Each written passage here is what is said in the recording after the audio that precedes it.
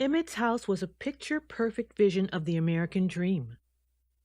A white picket fence outlined a well-manicured lawn with immaculately trimmed shrubbery lining the path to a red-painted door.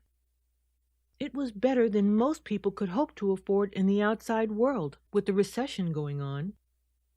No wonder he was such a smug bastard.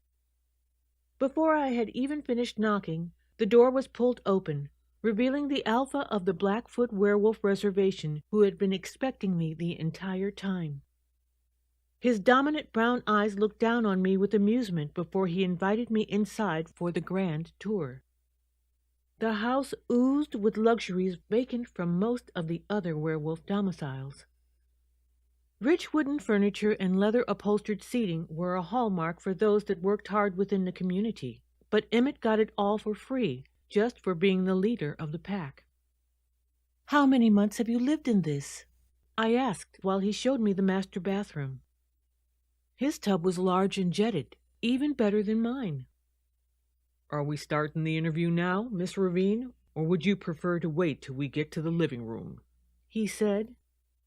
There was that arrogance again, a subtle hint of it, a hint of his discontent from having me around. I had been oblivious to it before Devon, the omega of the pack, warned me that Emmett was only putting on a front. Now I was all too aware of his false nuances. "Whatever you're more comfortable with, Mr. Kennedy." I tried not to sound rude. When we returned to the living room, Emmett sat me down on the sofa and offered me a beverage from his mini fridge. I nodded in kindness, figuring he could spare a soda. "I suppose we should start with the question I asked you in the bathroom." Preparing to record his response, I flipped open my notebook to a fresh page, jotting down his full name on the top line. Emmett looked to the ceiling, counting quietly inside his head before saying, "I believe it's been about 6 years now." It didn't seem very long, considering that he had lived inside of the reservation for nearly 20 years. "Who was Alpha before you?" "Rick was, but that didn't last for too long. We kind of bounced the position back and forth between us. I'm not going to let him win this time around, though." Emmett smirked to himself. I wasn't surprised that the position was passed between a handful of men.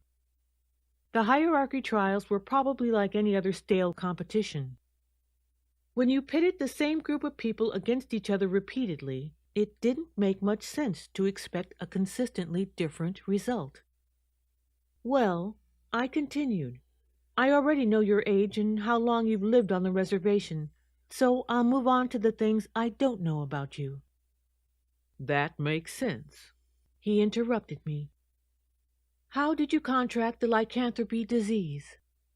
"Sex, of course." Emmett gave me a look like I shouldn't be surprised. While he was certainly a specimen of manliness, he wasn't particularly my type. Too broad, too muscular, too dark.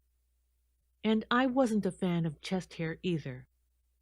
My eyes darted to the thick curly patch that peeked out the top of Emmett's blue jumpsuit. Who was she? I kept my expression deadpan, and there was a twinge of disappointment in his eyes for my lack of reaction.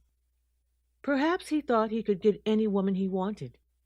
Maybe Emmett's high position worked inside of the reservation on his female packmates, but it certainly wasn't working on me. "Some high school slut." He waved his hand and looked away as if it hadn't mattered. "I was the star quarterback of my high school football team.